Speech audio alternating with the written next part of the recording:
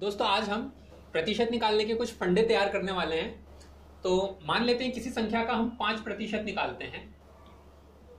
5% निकालेंगे तो क्या हो जाएगा, संख्या में उस संख्या में हम 20 का भाग दे देंगे तो 5% निकल जाएगा।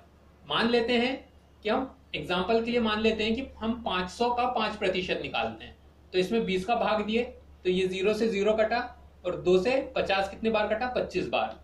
तो ये 25 जो है इस 500 का 5% हुआ। ठीक है, अब इसी प्रकार किसी संख्या का 10% निकालना है हमको, तो उसके लिए संख्या में हम 10 का भाग दे देंगे। फिर मान लो 20% निकालना है, 20% निकालना है तो संख्या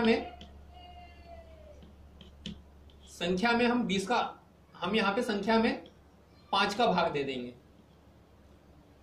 फिर इसी प्रकार 25% निकालना है, 25% निकालने के लिए संख्या में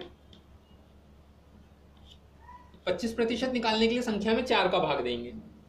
अब मान लो 12.5% निकालना है, 25 का आधा 12.5%, तो इसका 2 गुना कर देंगे तो संख्या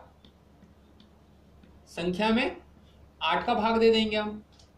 ठीक है, अब इसी प्रकार मान लो 50% निकालना है, किसी भी संख्या का 50% निकालना है, तो उस संख्या में हम 2 का भाग देंगे तो उस संख्या का 50% निकल जाएगा।